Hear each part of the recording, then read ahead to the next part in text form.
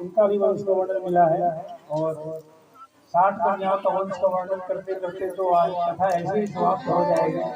सूक्ष्म रूप में 60 कन्याओं का वर्णन तथा उसके वंश का वर्णन हुआ।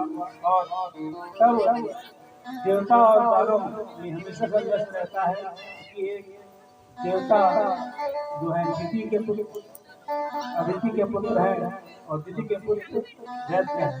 देवता और दैत्य का संघर्ष सदा चला आ रहा है, परस्पर शत्रु हैं। एक ही पुत्र एक ही पिता की संतान है, कश्यप के संतान है, लेकिन प्रवृत्तियां अलग अलग हैं। एक आसुरी प्रवृत्ति है, एक दैवत प्रवृत्ति है, उसका प्रभाव एक दूसरे पर है। तो जब देव और दानव का युद्ध हुआ तो उसमें देवता की विजय प्राप्त हुई देवताओं को, और जब किसी को विजय मिलता है तो उसका उत्सव ही मनाया जाता है। ये तो देव दानव संग्राम है। सामान्य सरपंच का भी चुनाव को जीतता है, उसका जुलूस निकलता है। कोई विधायक का चुनाव जीतता है तो उसका जुलूस निकलता है। कोई सांसद का चुनाव जीतता है उसका भी जुलूस निकलता है। उसी प्रकार जब इंद्र को विजय प्राप्त हुई देवताओं पर, दैत्यों पर, तो उसने जुलूस निकाला और उस जुलूस में अपने गुरु बृहस्पति जब पधारे तो वो तो अपने जुलूस में मगन थे। तो गुरुदेव का अपमान हो गया। बृहस्पति जी को आसन नहीं दिया बैठने के लिए क्योंकि वो मस्त थे पूरा पान में। तो बृहस्पति जी का जब अपमान हुआ तो बृहस्पति जी ने उनको श्राप दे दिया कि श्री क्षय भव, जाओ तुम्हारा जो है लक्ष्मी जो है नष्ट हो जाएगा। तो जब ऐसा वरदान मिला और गुरु पद को त्याग कर दिया, बृहस्पति जी ने गुरु पद छोड़ दिया। देवताओं के गुरु है बृहस्पति जी। और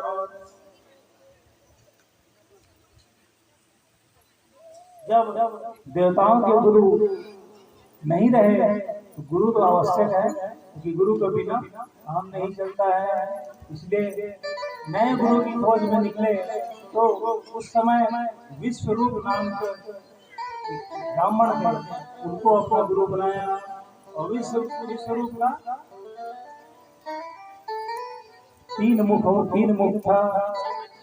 आप सब के हमारे जो है एक ही मुख है। भगवान ब्रह्मा के 4 मुख होते हैं, भगवान शिव के 5 मुख होते हैं, पंचानन। और जो ये विश्वरूप थे उसके 3 मुख थे। पहले मुख से सोम रस पीता था, और दूसरे मुख से वेद मंत्र बोलता था, और तीसरे मुख से अन्न जल ग्रहण करता था। इस प्रकार विष्णु के 3 मुख थे। तो क्योंकि वो दानव के पक्ष से भी गुरु बनाए, आहुति करते थे, हर रोज देवताओं की आहुति करते थे। तो वो दैत्यों के लिए भी बलि थोड़ा आहुति डाल देते। दानव आए स्वाहा, दानव को ले भी, क्योंकि उसकी माता जो है वो दैत्य कुल की थी, तो उनका भी उद्धार हो इस भाव से एक आहुति वो दैत्यों के नाम से भी डालता था। और जब इंद्र को पता चला कि ये जो विश्वरूप है देवताओं के साथ साथ दैत्यों के लिए भी हवन करता है, तो उसका मस्तक काट दिया। और जब मस्तक काटा तो उसको ब्रह्म हत्या का पाप लगा। ब्रह्म हत्या का पाप जब लगा, ब्रह्म हत्या खाने के लिए दौड़ी इंद्र भागते हुए अपने गुरु बृहस्पति के पास पहुंचा। तो गुरुदेव दया गई उनको, उन्होंने ब्रह्म हत्या को 4 भागों में विभाजित कर दिया। पहला भाग कौन सा? पृथ्वी को दिया। पृथ्वी जैसे तालाब है, जब कोई नहाने जाता है ऊपर के भाग को ऐसे हाथ से हटा लेते हैं तब नहाते हैं।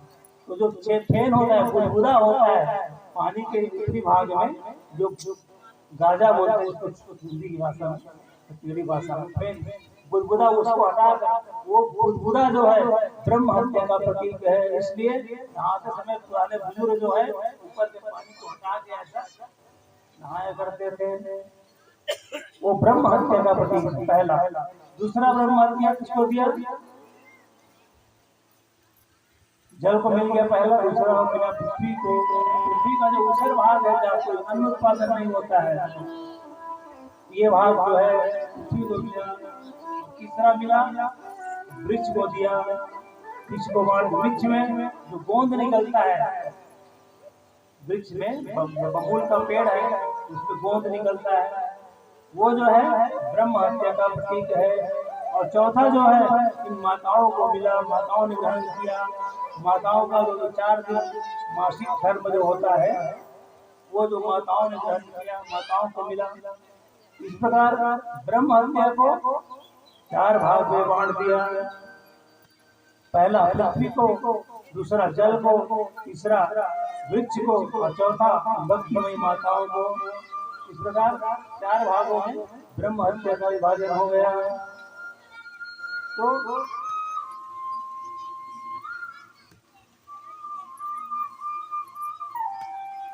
जब ब्रह्म हत्या का निवारण हो गया तब पुनः बृहस्पति जी गुरु बने और सुंदर देवताओं का शासन करने लगा। उधर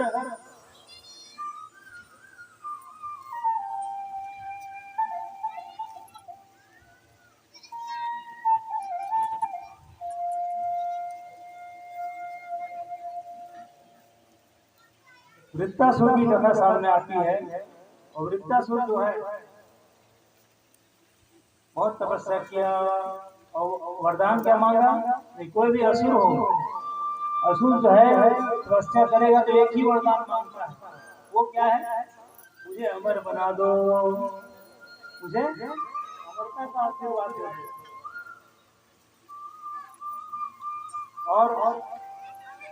और दूसरा वरदान उन लोग को नहीं आता। पहला वरदान क्या? हमें अमरता का वरदान दे दीजिए। तो जब अमरता का वरदान मांगा वृत्तासुर ने, ब्रह्मा जी ने कहा संभव नहीं है, अमर कोई नहीं हो सकता। वरदान मांगा, क्या बोला कि न गीले से मरूं। वृत्तासुर जो है वरदान मांग रहा है, न मैं गीले से मरूं, न सूखे से मरूं, न किसी देवता के अस्त्र शस्त्र से मरूं, कोई प्रकार का अस्त्र शस्त्र मार ना सके, ऐसा वरदान दे दो। कहा ब्रह्मा जी ने कहा ठीक है, वृत्तासुर को वरदान मिल गया। और देखिए यहाँ पर सुंदर बात आती है, जब हनुमान जी अक्षय वाटिका उजारे तो रावण को सम्मुख मेघनाथ ने बांध कर प्रस्तुत किया हनुमान जी को। बहुत सुंदर बात कही उन्होंने, सबके देह परम प्रिय स्वामी, मारहि मोहि कुमार गगामी। मुझे मारना थे और जो ही मारा ते मैं मारे, कहीं पर बांधे तनय तुम्हारे। तो अपनी आत्मरक्षा के लिए अगर किसी को मारना पड़े तो ये सही है कि आत्मरक्षा का, ये अपने शरीर की रक्षा करना भी एक प्रकार का धर्म है। यही वरदान रावण ने कुंभकर्ण नहीं मांगा था। रावण ने यही हुआ कि मुझे अमरता का वरदान दे, लेकिन नहीं, इसे संभव नहीं था। इसी प्रकार वृत्तासुर ने ये मांगा, न गीले से मरूं, न सूखे से मरूं, न किसी प्रकार के देवता के अस्त्र शस्त्र से मरूं। जब ये वरदान मांग लिए और जब कोई वृत्तासुर को पराजित नहीं कर पाया, तब सब देवतागण जो है महर्षि दधीचि के पास पहुंचे। दधीचि ऋषि बड़े तपस्वी महात्मा, और उनसे निवेदन किया कि प्रभु मुनिवर, एक निवेदन है। इंद्र ने कहा कि ये जो वृत्तासुर है दैत्य का आतंक बड़ा बढ़ गया है और इसको मारने के लिए आपकी हड्डी हमें चाहिए। देखिए ऋषि मुनि कैसे तपस्वी त्यागी होते हैं, इसका प्रत्यक्ष उदाहरण है। जगदीश जी महाराज,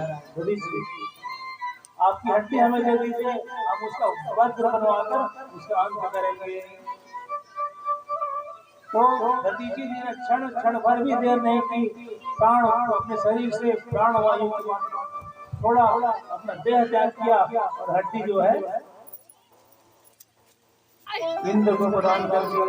और उससे विश्वकर्मा के द्वारा वज्र का निर्माण करवाया गया और देवतानों का युद्ध फिर प्रारंभ हुआ। लेकिन वृत्तासुर जो है दाना होते भी पूजा करता, युद्ध के क्षेत्र में भी लड़ाई चल रही थी, संध्या हुआ और पूजन में बैठ गया, भगवान की आराधना करने लगा। जब ध्यान में बैठा था तो इंद्र ने वज्र का प्रहार किया, उसकी ध्यानावस्था में थे तो उसका प्रभाव नहीं हुआ। तब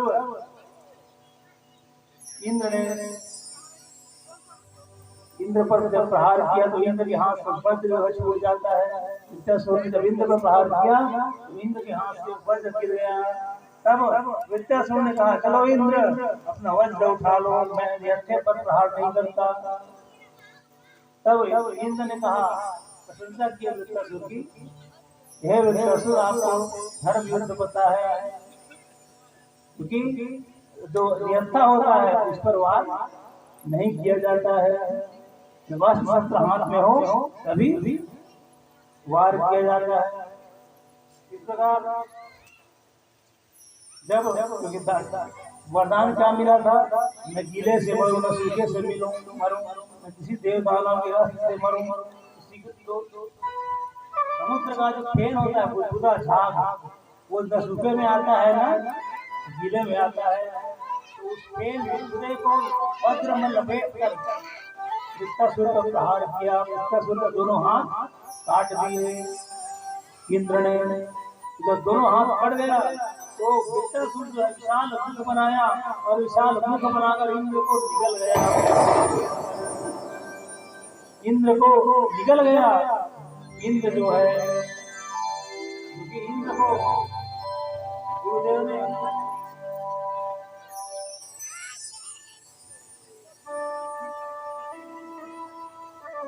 नारायण कवच दिया था, नारायण कवच का पाठ कराया था।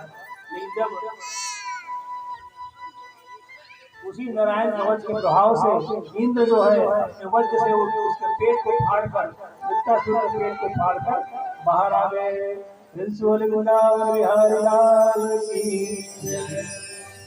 जब वृत्तासुर का पेट फाड़कर बाहर आए तो फिर पुनः वृत्तासुर भी ब्राह्मण था, फिर से उसे ब्रह्म हत्या लग गई। और जब पहले बार जब ब्रह्म हत्या लगी थी 4 भागों में बांट दिया थे गुरुदेव ने, लेकिन इस बार संभव नहीं था। इंद्र जो है सरोवर में कमल नाग में, कमल का जो डंडी होता है उसमें जाकर छुप गया, कमल के नाल में जाकर छुप गया देवराज। तो परीक्षित ने प्रश्न किया, जब वृत्तासुर के को मारने पर ब्रह्म हत्या लगी और देवता देवराजेंद्र जो है कमल नाम में जाकर छुप गया, तो परीक्षित का प्रश्न किया स्वामी से कि दूसरा इंद्र कौन बने।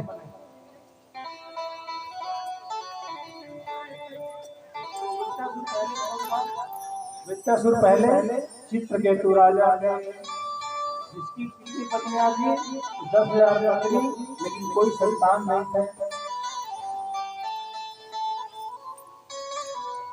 तो अंगिरा ऋषि के बताने पर उसकी पत्नी रानी के घर से बालक का जन्म हुआ। एक पत्नी, कितनी पत्नी, 10,000 पत्नी में से एक पत्नी को पुत्र की प्राप्ति हुई। और जब इतनी सारी पत्नियां थी और केवल एक को पुत्र की प्राप्ति हुई, बाकी जो पत्नियां हैं उनमें ईर्ष्या का भाव आ गया। वस्तुतः क्या होना चाहिए, जब पति एक हो पत्नियां अनेक हो, जब कोई एक पत्नी भी पुत्रवती हो सभी माताओं को पुत्रवती होने का सौभाग्य मिल जाता है, सबको पुत्रवती होने का सौभाग्य मिलता है। तो उन लोगों ने राजू ने क्या किया, जहर देकर बालक को मारना चाहा। तो जहर देकर बालक को मार दिया। राजा बहुत दुखी हुए। उस समय ऋषि मुनि अंगिरा जो है और नारद का आगमन होता है, तो बताए, राजा को बताए कि वो जो बालक था वो अल्पायु था। तो बालक के आत्मा को बुलाओ कहा। बालक अल्पायु था, उसे योग में मरना लिखा ही था, तो मर गया, उसमें क्या है। लेकिन कहानी ने उसकी आत्मा को बुलाओ कहा। पुत्र जब आत्मा पुत्र समझाया, पिताजी ये आप कई जन्म में मैं आपका पिता बना हूँ, आप मेरे पुत्र बने हैं। आत्मा जो है कभी मरती नहीं है और न हमारा न कोई संबंध है। इस प्रकार उसके पुत्र ने आकर समझाया राजा को, इसका समाधान निकल गया। नारद जी ने चित्रकेतु को श्रेष्ठ रोशनी विद्या दी। फिर चित्रकेतु जो है राजा वही गंधर्व बना और विमान में उड़ रहे थे। तो एक बार जब पार्वती मैया और शिव जी बैठे थे,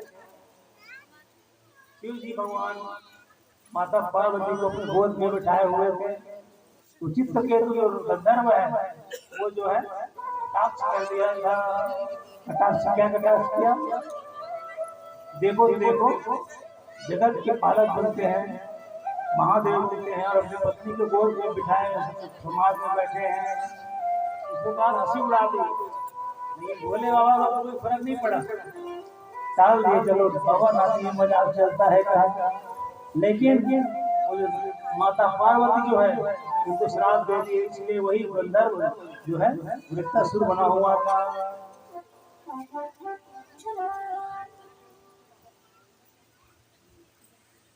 तो वृत्तासुर के पूर्व जन्म की कथा यहाँ सुनाई गई। और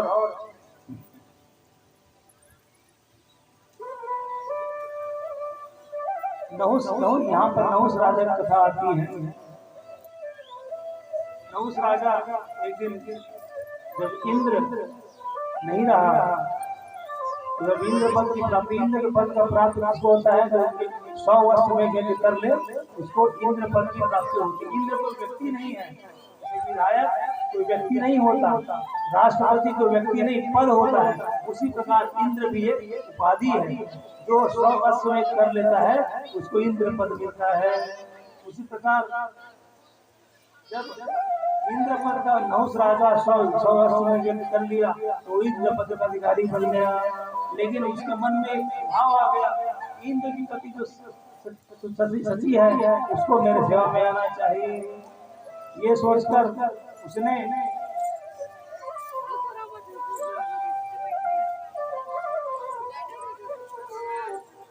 पालकी बुलाई और इंद्र की पत्नी थी उसको आदेश दिया कि तुम मेरी सेवा में आओ। तब इंद्र की पत्नी ने गुरु बृहस्पति से अनुग्रह किया कि प्रभु आप मेरी रक्षा कीजिए। तब नहुस ने ब्राह्मणों को पालकी बनाए, जो सप्त ऋषि हैं उनको पालकी पकड़ाए, उसके ऊपर बैठ बैठ मिलने जाने लगे। तो अगस्त मुनि को क्रोध आ गया, ये धीरे धीरे चल रहे थे, सफेद तो जल्दी चलो कहा। तो ये काम वासना से लिप्त था वो नहुस जो है, सरपेती कहा तो अगस्त को गुस्सा आया, बार बार सरपेती मतलब जल्दी चलो बोलता था। सरपेती कहा, उसको श्राप दे दिया अगस्त ने, जाकर सर्प की योनि में जाएगा। तुरंत श्राप मिला और जो नहुस जो है सर्प की योनि में प्राप्त होकर गिर पड़ा वहीं पर। इस प्रकार उसका भी अंत हो गया। बिहारी लाल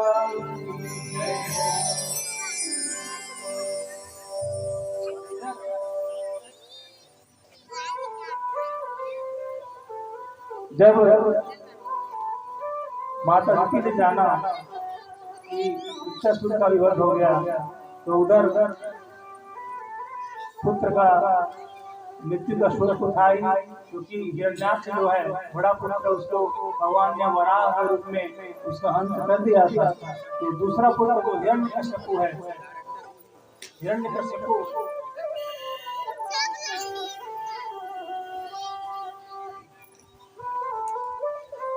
तपस्या में लीन था, और जब देवताओं ने जाना कि हिरण्यकशिपु तपस्या कर रहा है और तपस्या का वरदान पाएगा, सबको बहुत दुख देगा, कष्ट देगा, तो जैसे ही तपस्या करने निकला,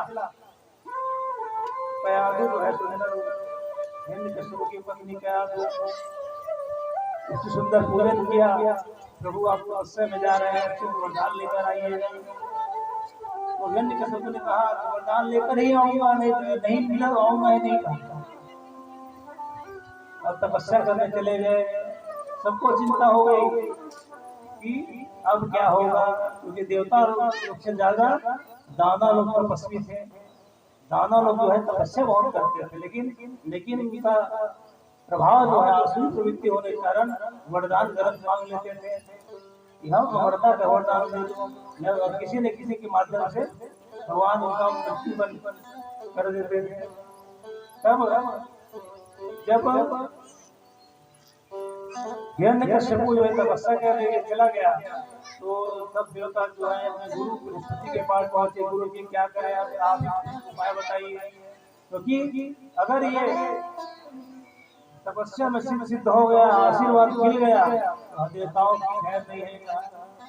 बृहस्पति जी बोले चिंता मत करो, मैं कुछ उपाय करूंगा।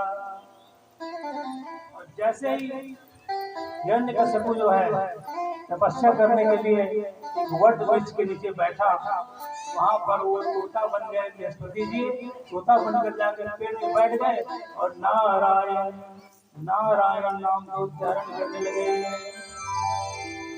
और हिरण्यकशिपु जो है नारायण को अपना परम शत्रु मानता था। क्यों मानता था? क्योंकि उसने बड़े भाई का वध किया था हिरण्याक्ष का वराह के रूप में।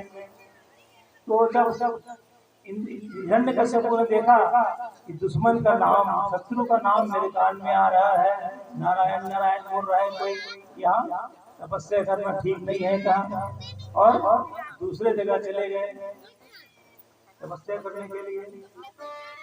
और जब तपस्या करने के दूसरे जगह चले गए, वो तोता उड़कर वहां भी चला गया, और वहां भी नारायण नारायण नारायण, वो तोता जो है सुंदर वाणी से नारायण नारायण बोलने लगा।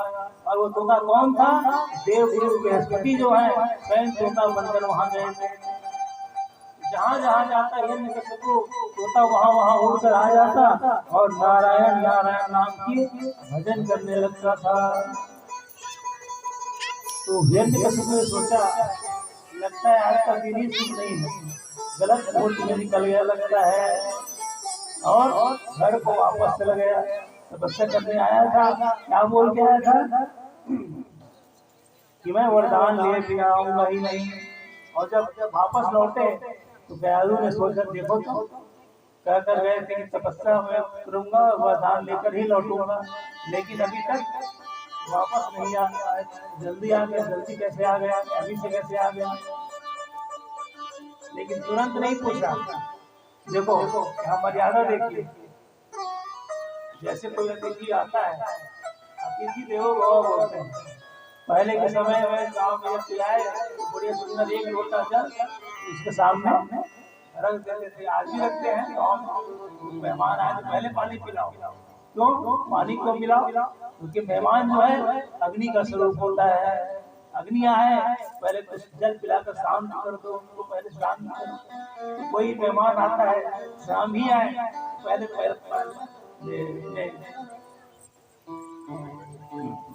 वहां से पहुंचे पहले पानी मिला, पानी पी। क्यों? देवो अतिथि भव, जो अतिथि होता है वो देवता होता है, और तो देवता कुपित हो, अग्नि का स्वरूप होता है अतिथि, इसलिए उनको पहले पानी पिलाया जाता है। एक लोटा पानी में रख दो, गिलास में पानी पिए, शांत हो गया। तो पहले जब हिरण्यकशिपु आए उसको कुछ ही नहीं कहा तो सुंदर पानी पिलाई पहले, जब हिरन दबाने लगी और तब जब उनका क्रोध शांत हो गया हिरण्यकशिपु का, तब माँ कयाधु ने पूछा कि क्यों स्वामी आप तपस्या करने गए थे और क्या कर रहे थे कि जब तक वरदान नहीं ले लूंगी मैं वापस नहीं आऊंगा। कैसे वापस आ गए? तो हिरण्यकशिपु बताने लगा, क्या बताओ देवी, जैसे मैं तपस्या करने बैठता था एक तोता आता था और नारायण नारायण कहता था। कयाधु बड़ी खुश हो गई। कयाधु जो है भगवान की भक्ति करती थी, भक्ति में माता थी कयाधु, और उसका प्रभाव गर्भगत संतान को भी पड़ता है, आप सुनेंगे आगे। और जब कयाधु ने देखा कि स्वयं शत्रु का नाम अपने मुंह से ले रहे हैं, नारायण नारायण बोल रहे हैं, क्यों ना एक माला जब वाई होगा। कयाधु माता ने कहा ठीक है। अब सुंदर जब पानी पी लिए तो भोजन की थाली लगा दी, भोजन परोसने लगे। अब कयाधु जो है जानबूझकर पूछ रही है, कम से कम भगवान का नाम तो ले लेगा। फिर पूछी क्यों स्वामी, अब क्या उस समय जल्दी में थी तो भूल गई, वो तोता क्या बोल रहा था बताइए तो भला। और हिरण्यकशिपु जो है कयाधु के मुंह में पड़कर बोलने लगा, हाँ वो तोता जो है नारायण नारायण बोलता था। तो इस प्रकार कयाधु बड़ी प्रसन्न हुई, कम से कम इसी बहाने भगवान का नाम तो ले रहे हैं प्रभु। और इस प्रकार से चलो कम से कम एक माला 108 बार तो बोलवाई देती हूँ, नारायण नाम को उच्चारण इनके मुख से करा ही लेती हूँ। और जब भोजन कर लिए, जब शयन का समय आया, शयन के समय पैर दबाने लगी कयाधु सुंदर हिरण्यकशिपु के, और पैर दबाते दबाते फिर पूछी क्यों प्रभु, मैं फिर भूल गई, तोता क्या बोल रहा था जरा बताओ।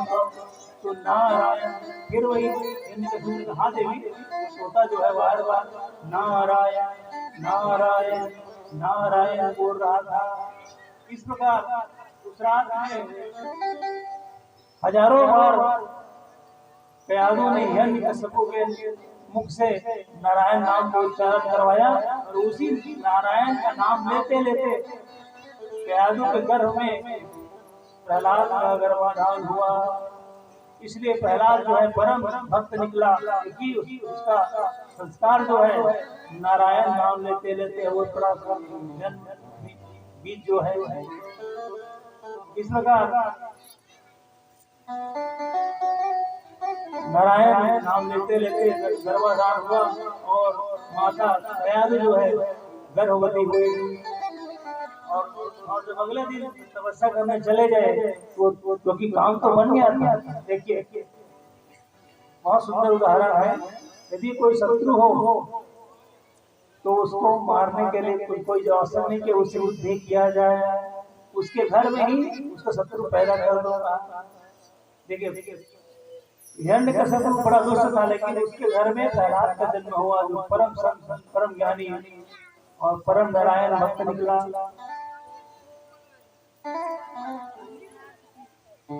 और जब अगले दिन तपस्या करने गया हिरण्यकशिपु तो कोई बाधा नहीं हुई। क्यों नहीं हुई? ये काम देवताओं का काम सद गया था, बन गया था। और तपस्या ऐसी की पूरा शरीर में दीमक चढ़ गया। बहुत कई हजार वर्षों तक हिरण्यकशिपु ने तपस्या किया, घोर तपस्या किया, और तपस्या करते करते मात्र हड्डी बच बचा था उसका, पूरा शरीर में दीमक लगकर पूरा मांस खा गए थे। इस प्रकार कठिन तपस्या जब की हिरण्यकशिपु ने, तब ब्रह्मा जी प्रसन्न हो गए और बोले आशीर्वाद देने के लिए पहुंचे, मांगो बेटा क्या चाहिए आशीर्वाद में, प्रसन्न हो तपस्या से। तब हिरण्यकशिपु ने मांगा मुझे क्या दे दो, अमरता का वरदान दे दीजिए, मैं किसी के हाथ में अमरता का वरदान दे दीजिए। भगवान ने कहा ये तो संभव नहीं है, क्या हिरण्यकश्यप ने सोचा कुछ घुमा कर मांगता हूँ, उल्टा फिरता घुमा कर कमती फेर देता हूँ। कहा तुम्हें वरदान ने मांगा, न मैं दिन में मरूं, न मैं रात में मरूं, न मैं घर में मरूं, न घर के बाहर मरूं, न आकाश में, न पाताल में, न किसी अस्त्र शस्त्र से मरूं। इस प्रकार से एक प्रकार से अमरता का ही वरदान था। तो ब्रह्मा जी ने कहा ठीक है बेटा, विकास को मेरा काम आशीर्वाद देने का है और बाकी नारायण जी जाने क्या करना है, उनका डिपार्टमेंट है। मेरा काम है आशीर्वाद देना, मैंने दे दिया। तूने जो मांगा मैंने दिया। ऐसा ना हो तपस्या करके मैंने किया और आशीर्वाद भी नहीं मिला, ऐसा मन में भाव ना आए। इसलिए ब्रह्मा जी ने तथास्तु कह दिया और वहां से प्रस्थान कर गए। अरे वहां से चले गए, तब देवताओं ने जाना कि आदि के गर्भ में जो बालक पड़ रहा है वो जितना बड़ा राक्षस हिरण्यकश्यप है उससे भी बड़ा राक्षस लगता है, उसका पुत्र निकलेगा। तो ना उसको मार दिया जाए। इंद्र जो है कयादु को हरण करके ले गया और मारने का प्रयास करने लगा। तभी वहां नारद जी उपस्थित हो गए। कहा इंद्र क्या करने जा रहा है? इंद्र ने कहा प्रभु ये तो कयादु है, हिरण्यकश्यप की पत्नी है, इस गर्भ में जो बालक है वो बड़ा दुष्ट निकलेगा, राक्षस होगा, उसको मैं अभी मार डालता हूँ। तब नारद ने कहा इंद्र ये तुम्हारा शत्रु नहीं है, तुम्हारा सबसे बड़ा मित्र है, हितक है, यही तुम लोग का उद्धार भी करेगा। इसको मारो मत, तो मैं ले जाता हूँ अपने आश्रम में। और नारद जी जो है कयादु माता को अपने आश्रम में ले गए। सुंदर ज्ञान की बातें वो मीमांसा भागवत का पाठ सुनाया करते थे, पारायण सुनाया करते थे। उसका प्रभाव ये निकला कि प्रहलाद जो है परम भागवत भक्त निकला, क्योंकि गर्भगत जो ज्ञान होता है वो बहुत लंबे समय तक रहता है। उदाहरण भी है, अभिमन्यु को जो है गर्भगत ज्ञान था, चक्रवेदन का उदाहरण है कि गर्भ में जब माताएं हो सुंदर ग्रंथ पढ़ा करें, रामायण पढ़ा करें, महाभारत का पढ़ें, भागवत गीता जगत पढ़ा करें। लोग में वही प्रचलित है कि महाभारत पढ़ने से घर में महाभारत युद्ध हो जाता है। ऐसा कुछ नहीं है इसलिए, क्योंकि जहाँ जो चीज महाभारत में है वो कहीं नहीं मिलेगा। कोई भी वेद शास्त्र के पठन से घर में महाभारत नहीं होता है, नहीं करोगे तो निश्चित है वो होगा। इसलिए घर में सुंदर भागवत रामायण गीता का पाठ बच्चों को शिक्षा दीजिए। अभी मैं कह दूं क्या मर्यादा है, इसलिए बात बंद करूंगा।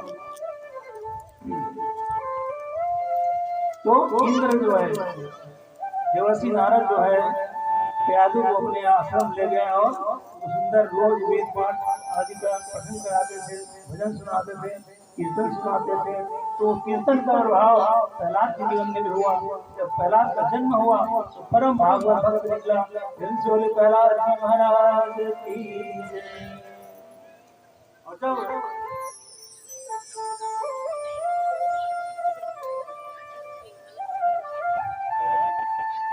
हिरण्यकश्यप जो है प्रहलाद से मिला पहली बार, पूछा बेटा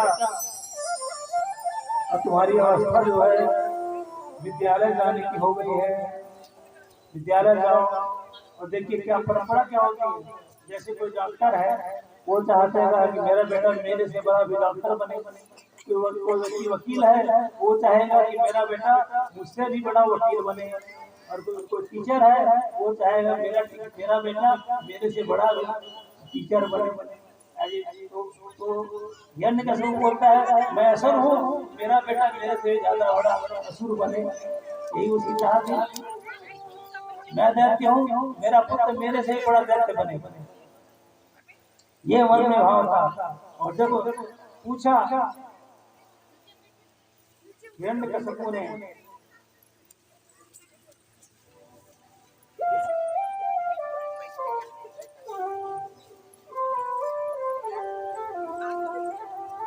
प्रहलाद से पूछा कि बेटा गुरुकुल जाएगा कि नहीं जाएगा।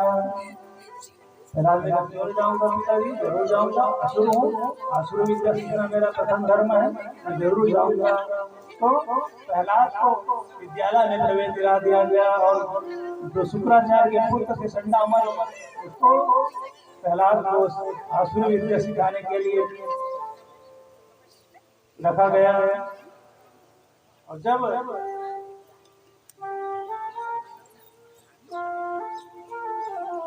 प्रहलाद विद्यालय पहुंचा, विद्यालय के छोटे छोटे बच्चे लोग को बैठा लेता और भजन सुनाने लगता। क्या भजन सुनाता? भजन में की श्रवणम कीर्तनम। पूछा, पहले दिन विद्यालय में गया, प्रहलाद जब घर आया पिता ने पूछा प्रहलाद को तो बेटा आज विद्यालय का पहला दिन था तो क्या पढ़ा विद्यालय में? सुंदर प्रहलाद ने कहा पिताजी मैंने पढ़ा कि 9 प्रकार की भक्ति होती है। कौन कौन सी?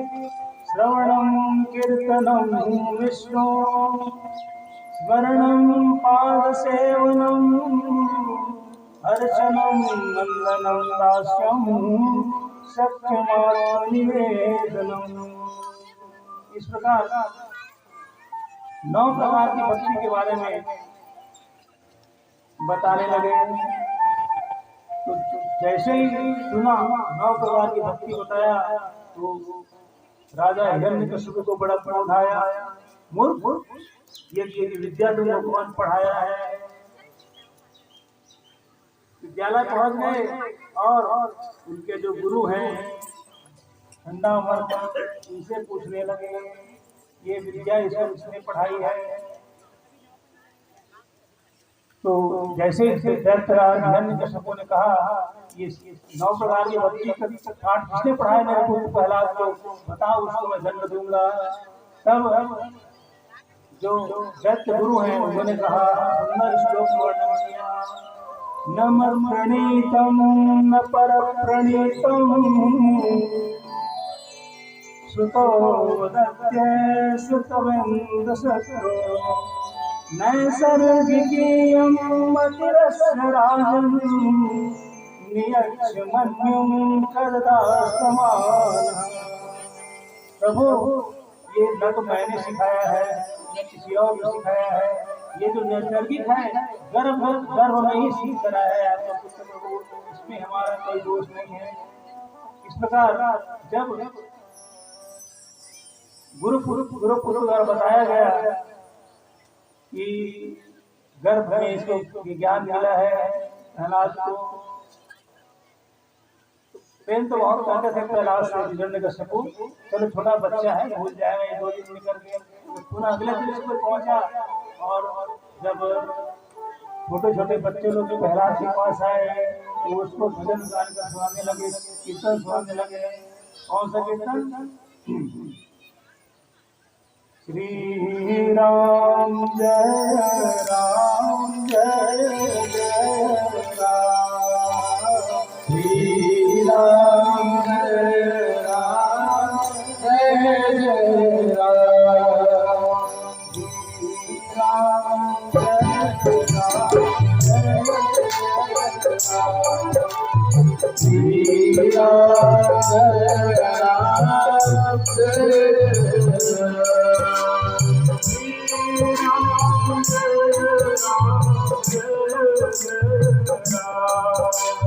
श्री राम जय राम जय जय राम,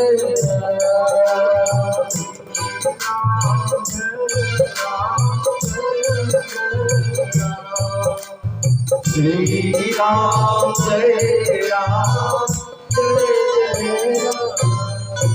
ये पूरा भजन जो है प्रहलाद बच्चों को सिखाने लगे।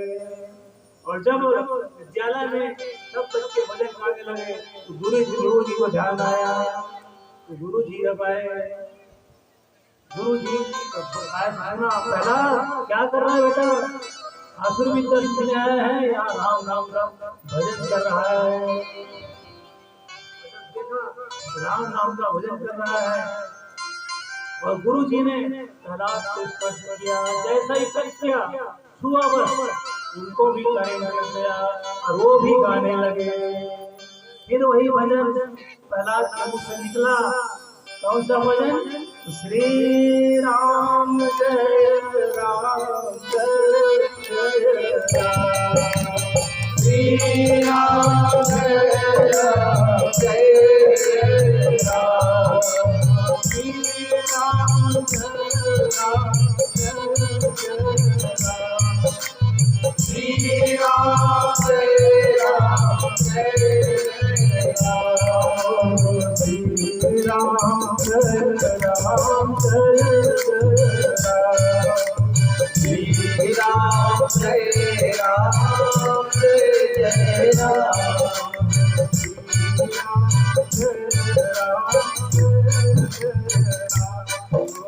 श्री राम जय राम जय जय। गुरु जी लोग को भी करंट लग गया। करंट क्या लगा? राम नाम का करंट। जैसे प्रहलाद को छुआ उन लोग को भी करंट लगा, झटका लगा, उन लोग भी राम नाम का भजन करने लगे। और जब पूरे विद्यालय में राम नाम गुंजायमान होने लगा और तो अपने घर के छत पर हिरण्यकशिपु खड़ा था और देखा विद्यालय से राम नाम का महिमा गाया जा रहा है। तुरंत घोड़े में बैठ कर आया और चिल्लाया गुरु पुत्र को, क्या सिखा रहा है मेरे बच्चे को? यहाँ मैं अपने बच्चे को आश्रम विद्या पढ़ाने सिखाया हूँ, ये तुम ये राम नाम का भजन पढ़ा रहे हो मेरे पुत्र को। जो गुरु पुत्र थे ठंडा में वो लोग हाथ जोड़ ले, प्रभु इसमें हमारी कोई गलती नहीं है, हम तो प्रहलाद को मना कर नहीं आए थे और प्रहलाद को छुए क्या, हमको ही करंट लग गया और हम ही भजन गाने लगे। आप भी थोड़ा प्रयास कर लो, आप प्रहलाद छू के देख लो, अगर आपको हम संदेह हो तो आप परीक्षा कर लीजिए, प्रहलाद छू के देखिए क्या प्रभाव पड़ता है। तो हिरण्यकशिपु ने सोचा अरे कहीं सचमुच प्रभाव पड़ गया तो परेशानी हो जाएगी, हंसी हो जाएगी। तो ऐसे वैसे हिरण्यकशिपु ने प्रहलाद को अपने घर ले गया और पूछा बेटा अब तू ये बता पिता को तो भगवान मानता है कि नहीं है?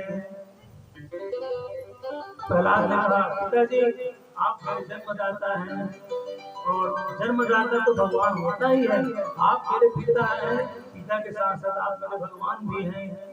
तो बेटा जब मैं तेरा भगवान हूँ तो मेरा भजन छोड़कर उस नारायण का भजन क्यों करता है? तब प्रहलाद ने कहा प्रभु आप तो भगवान हैं लेकिन मेरे भगवान आपके भी भगवान हैं का? नारायण जो है प्रभु जो है हम सबके भगवान हैं। तब हिरण्यकशिपु का क्रोध बढ़ गया, मूर्ख अपने बाप को सिखा रहा है तो इतना बड़ा हो गया, इतनी सा बालक है और मुझे शिक्षा दे रहा है। तब प्रहलाद ने कहा प्रभु आप सिद्ध करिए कि आप भगवान है, मैं मान जाऊंगा। जैसे ये चीटी चल रही है आपने इसका भोजन की व्यवस्था किया है क्या? ये जो चीटियां चल रही है जमीन पृथ्वी पर छोटा छोटा दाना इनका लिए ले जा रहे हैं, इनके लिए आपने भोजन भेजा है क्या? हिरण्यकशिपु ने कहा नहीं मैंने व्यवस्था नहीं किया। और ये जो चिड़िया उड़ती है आकाश में दाना चुन रही है इनका व्यवस्था आपने किया? हिरण्यकशिपु ने कहा नहीं मैंने नहीं किया। किस आधार पर मैं आपको भगवान मानूं? मेरे भगवान सबके लिए व्यवस्था करते हैं, जगत के पालक हैं, पालन करता है और आप का भी पालन पोषण मेरे भगवान द्वारा ही हो रहा है। मेरे नारायण भी आपके पोषक हैं, पालन करता है और समय पड़े पर संहार करता भी बन जाएंगे। इसलिए समय है, अभी भी समय है, आप अपना ये अहंकार त्याग दीजिए पिताजी और मेरे नारायण के शरण में चले जाइए। जब ऐसी बात प्रहलाद ने कही अपने पिताजी से तो हिरण्यकशिपु का क्रोध और बढ़ गया। अब पुत्र के प्रति जो मोह था वो खत्म हो गया हिरण्यकशिपु का। और भेज देते अपने सैनिकों को बुलाया, जाओ इसे हाथियों के सामने लाओ, हाथी जो है उसको राउंड कर मार डालेंगे हाथी को कहा, और उसको प्रहलाद को हाथियों के सामने डाल दिया। तो हाथी जब अपने दांत को प्रहार करते थे प्रहलाद के शरीर पर, तो जैसे मूली को छोटा सा बालक तोड़ सकता है, मूली जो है उसको छोटा सा बालक भी मरोड़ के तोड़ सकता है, तो हाथी जैसे ही प्रहलाद के शरीर पर प्रहार करते थे अपने बड़े बड़े दांतों से, तो हाथी के दांत जो है मूली के समान टूट कर बिखर जाते थे। और जैसे ही लात का प्रहार करते थे मानो जैसे अंगार उबल रहा हो, प्रहलाद के शरीर से इतनी अग्नि ज्वाला अग्नि प्रज्वलित होती थी, हाथी का पैर जलने लगता था। हाथी जो चिढ़ाते हुए सभी हाथी भाग गए वहां से, और प्रहलाद के प्राणों में रक्षा हो गई। बिहारी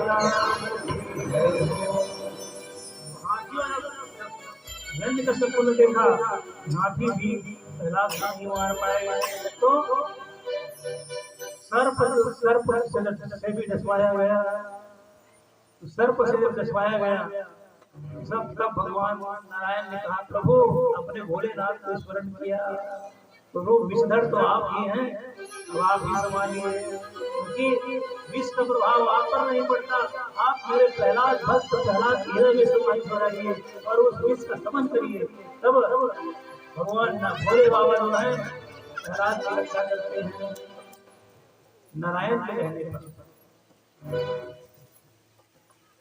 और जब सर्पों से भी कुछ नहीं हुआ तो प्रहलाद को जो है समुद्र से पिघवा दे गया, नीचे पहाड़, समुद्र में जब पिघवाया गया, समुद्र में साक्षात माता लक्ष्मी प्रकट हुई और अपने वात्सल्य में गोद में उठाकर प्रहलाद को भगवान नारायण के पास ले गए। जब देखा प्रहलाद किसी भी तरह मारा नहीं जा रहा है, तब उसकी बहन होलिका, हिरण्यकश्यप की बहन होलिका की उसको वरदान था कि वो जो है अग्नि उसको नहीं जला पाएगी। होलिका ने सोचा क्यों न मैं प्रहलाद को अपने गोद में लेकर सीता में बैठ जाऊं, और प्रहलाद जो है वो तो जलकर भस्म हो जाएगा और मुझे अग्नि में जलने का न जलने का वरदान है, मैं सुरक्षित रहूंगी और प्रहलाद जो है जलकर भस्म हो जाएगा। ऐसा सोच विचार किया और जो होलिका है वो चिता रचवाती है और वो चिता में प्रहलाद को गोद में लेकर बैठ गई, और प्रहलाद गोद में बैठाया तब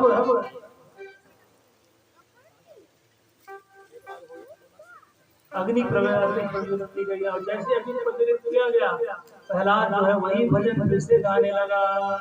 कौन सा भजन?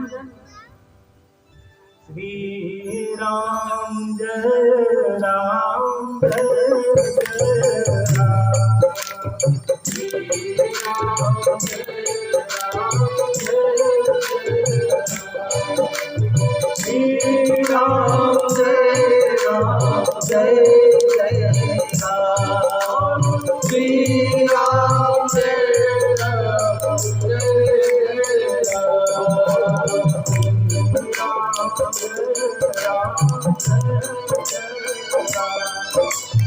श्री राम जय राम जय राम। यहाँ पर मेरा बहुत बड़ा लक्ष्य है, आप सबके मुख से मैं राम नाम बुलवाना चाह रहा हूँ, इसलिए बार बार ये भजन गवा रहा हूँ। मेरा भी भाव है कि आप लोगों ने सुंदर भागवत का आयोजन किया है, आप पूरे ग्रामवासी नारायण जी समस्त ग्रामवासियों ने, प्रहलाद के साथ साथ आप सबके मुख से भी राम नाम का स्मरण हो, ताकि आप सबके माथे पर ताल बैठा हुआ है वो भी डर के भाग जाए, नहीं यहाँ ये तो राम नाम के जपने वाले हैं, यहाँ मेरा प्रभाव नहीं दिखेगा। तो यहाँ पर कलयुग का आगमन नहीं हो सकता, यहाँ से जैसे उठ के जाएंगे तब उसका प्रभाव बढ़ता है। जब तक बैठे हो तब तक कम से कम राम नाम उच्चारण कर लो। मेरा यही प्रयास है अधिक से अधिक लोगों के मुख से राम नाम का उच्चारण करवा लो। हमारे संगीतकार महोदय तो राम नाम का भजन कर रहे थे, कहा देखिए राम नाम जो रहा देखिए, जिसको अग्नि में जलने का न जलने का वरदान था, वो होलिका जलने लगी और प्रहलाद जी वहां से सब निकाल आए। तो होलिका पिता ब्रह्मदेव, ये आपने मुझसे छल किया है, आपने वरदान दिया था कि अग्नि मुझे नहीं जलाएगी और मैं यहाँ जल रही हूँ। तब आकाशवाणी हुई, कहा गया कि होलिका वो वरदान था वो तुम्हारी रक्षा के लिए था, कि तुम्हारी आत्मरक्षा के लिए वरदान मिला था, तुम्हें अग्नि नहीं जलाएगी, लेकिन यहाँ तुम भगवान के भक्त को जलाने के लिए इसका उपयोग कर रही थी, इसलिए तुम्हारा श्राप सफल हो गया और तुम्हारी मृत्यु हो गई। तो भगवान का भक्त के जो अहित करेगा उसको भगवान नहीं छोड़ने वाले। तो प्यारी बहन थी हिरण्यकशिपु की होलिका, और उसी के स्मरण में होलिका दहन का पावन पर्व मनाया जाता है। अभी कुछ दिन पूर्व ही होलिका पर्व हमने मनाया है। होलिका पर्व उसी दिन से मनाया जाता है, लेकिन देखिए यहाँ एक गलत प्रकार की धारणा बन गई है कि होलिका दहन के समय सुंदर राम नाम का भजन होना चाहिए, तो उसके जगह अनर्गल भाषण करते हैं, ये बात सही नहीं है ना। तो होलिका दहन जो हुआ किस उद्देश्य से हुआ, इसको न उसको उसके प्रभाव को न जानते हुए अनर्गल बातें ना करें और भगवान नाम संकीर्तन करते हुए परिक्रमा करनी चाहिए। बिहारी इस प्रकार प्रहलाद के प्राणों की रक्षा हो गई। तब हिरण्यकशिपु ने कहा कि लगता है तेरी मृत्यु मेरे हाथों में है प्रहलाद, अब तुम्हें मैं ही मारूंगा। और घसीटते हुए प्रहलाद को राज दरबार में लाया गया और पूछा बता तेरे भगवान कहाँ हैं, अगर तुम्हारे भगवान नहीं हैं मेरे सामने आए मुझसे युद्ध करेगा। तब प्रहलाद ने कहा पिता जी मेरे भगवान को सर्वत्र व्याप्त है, आप में भी है, इस सैनिक में भी है, उस दीवार में भी है, इस खंभे में भी है। और जैसे ही कहा इस खंभे में भी है, तो फिर जो हिरण्यकशिपु है उसने बोला अच्छा तुम्हारे भगवान इस खंभे में भी है? हाँ हाँ इस खंभे में भी मेरे भगवान है। भगवान को देखिए, भगवान एक पैर उल्टा खड़ा है कि मेरा भक्त प्रहलाद न जाने कहाँ है पैदे और मुझे वहां जाना पड़ेगा। भगवान तैयार खड़े हैं भक्त की बात को पूरी करने के लिए। और जैसे ही कहा कि भगवान खंभे में है, और वो खंभा सामान्य खंभा नहीं, गरम गरम लोहा था खंभा जो है, तब मान खंभा था, गरम खंभा। तब भगवान ने सोचा कि प्रहलाद का जो संकल्प है वो हिलना टिक न जाए, उस गरम खंभे में चींटी बनकर चलने लगे भगवान। प्रहलाद ने देखा गरम खंभा है और उसमें चींटी जो है चल रही है, मतलब भगवान आ गए हैं। उनको आभास हो गया कि मेरे आध्यात्म मेरे परमात्मा मेरे नारायण आ गए हैं मुझे बचाने के लिए। हाँ था प्रहलाद ने कहा खंभे में मेरे भगवान है। जैसे ही कहा प्रहलाद ने खंभे में भगवान है, एक गदा का प्रहार किया। हिरण्यकशिपु ने खंभे पर डंडा चूर हुआ,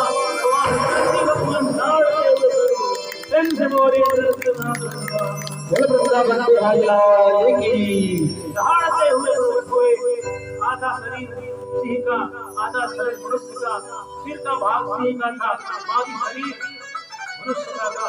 नरसिंह भगवान प्रकट हो गए। नरसिंह भगवान